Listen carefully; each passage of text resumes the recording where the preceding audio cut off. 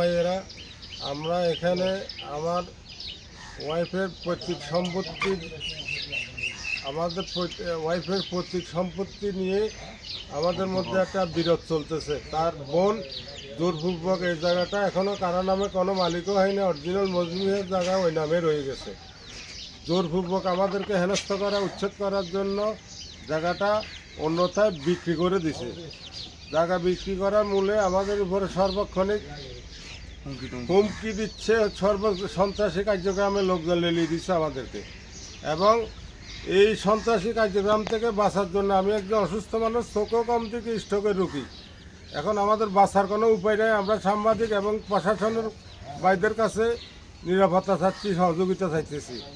আমাদের জানের নিরাপত্তা নাই। রিজার্ভ বাজারে স্থানীয় কিছু সন্ত্রাসী লোক, এই লোকগুলো আমাদের উপরে গতকালকের নির্যাতনের শেষ সীমায় পড়ে গেছে, আমাদেরকে মৃত্যুর হুমকি পর্যন্ত দিয়ে গেছে। এটা কারা, একটু নাম বলেন তো।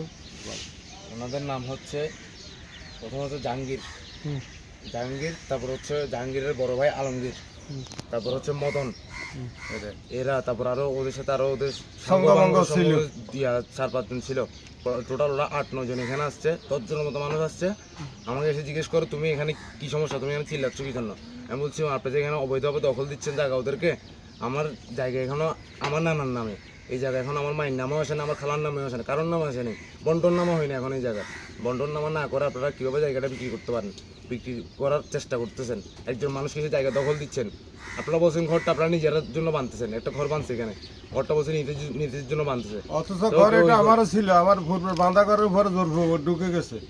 এই ঘরের এই বাঁধা ঘরের উপর আমার ঘরটা ভেঙে ওনার নিজে ঘর, তো আমি থাকবো, উনি থাকবো বলতেছে। থাকার পরে আমি ঠিক আছে আপনি থাকলে সমস্যা নেই, বাইরের মানুষ কিন্তু এখানে আসতে পারবে না, এখন যেহেতু এই জায়গাটা ঝামেলা আছে, বন্টন নামা হয়নি।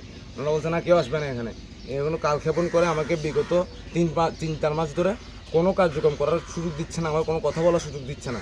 আমি ডেলি ওনার সাথে কথা বলার চেষ্টা করছি, একটা সমাধান করার পর্যায়ে আছে, উনি কোনো কথা শুনে না, কোনো ইয়ে করে না। উনি এখানে অসাধু কিছু নেতা দিয়ে আমরা বলছি উভয় পক্ষে বন্টন নামা শেষ করে সমাধান করে যা হওয়ার করে দেন আপনারা। আমরা স্থানীয় লোকজন, জেলা বিএনপির লোকজনের কাছে আবদার করছি, এরা আমাদেরকে নিয়ে 2-3 পড়ছে। আমরা শেষ পর্যায়ে আসছি, আমাদের বন্টনটা শেষ হয়ে গেলে এবার ওনার জায়গা উনি যাই করে করুক, আমাদের কোনো আপত্তি নেই।